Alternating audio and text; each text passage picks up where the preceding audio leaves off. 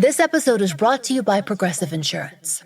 Do you ever think about switching insurance companies to see if you could save some cash? Progressive makes it easy to see if you could save when you bundle your home and auto policies.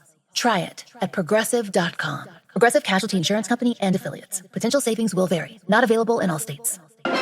Hello again, it's your friendly neighborhood host, JT Wheatley, back for another edition of the History of Comics podcast. This time with an edition of the Christmas classics. I want to introduce a new classic to the genre with the 2019 Shazam movie, directed by David F. Sandberg.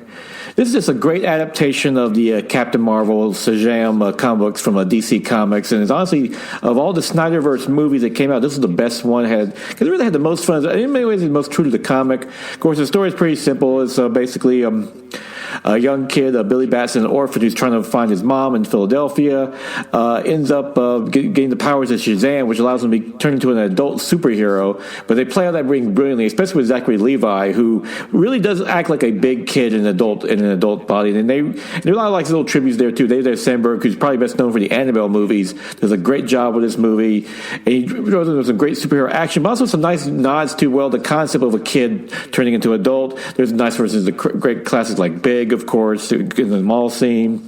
And there's a great villain, too, with Mark Strong playing Dr. Sylvana. Just a great film in general. But best of all, though, it's a great Christmas movie because it takes place during Christmas. There's a Santa feature very prominently throughout the film, a great running gag. He keeps ending up where all the action's taking place, and he's just running in terror as the villains and the superheroes are fighting. And it also has a nice family message, too, because when Billy Batson gets placed into a foster home, it's actually a nice, loving foster home of all these diverse kids who just want to be his family. And it's really sweet. It's the ultimate message about what family's really about. And just a great movie in general. And like I said, it takes place during Christmas, so it's a Christmas movie. So definitely, I've added to my Christmas movie rotation. Great watch in general, so definitely check it out. Because this Shazam is a true Christmas classic.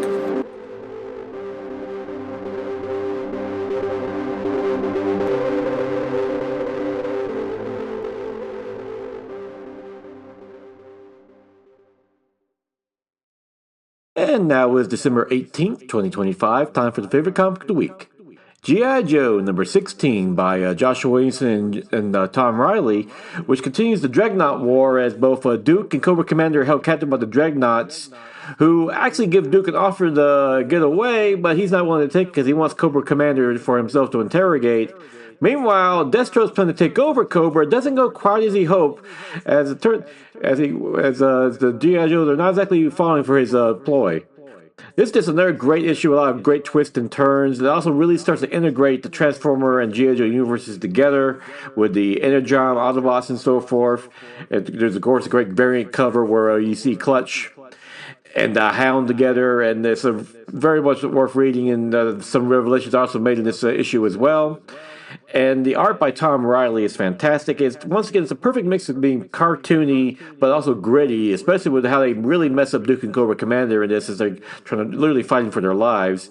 And all in all, this is a great example of what makes the Energon universe so great and easily the best new shared universe in comics right now. And with that, we will conclude with this episode of the Christmas Classics. Join me again next week, which, interestingly enough, will be on Christmas Day. Christmas falls on a Thursday when I usually post these podcasts out.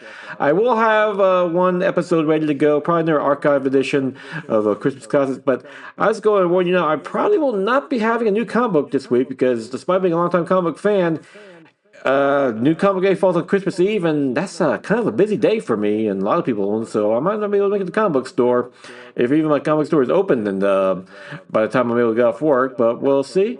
But until then, go out and enjoy yourself for the rest of these holidays and have a happy Christmas. And definitely go out and enjoy yourself a good comic book, and especially check out all the universes, especially G.I. Joe. There are some great reasons in general.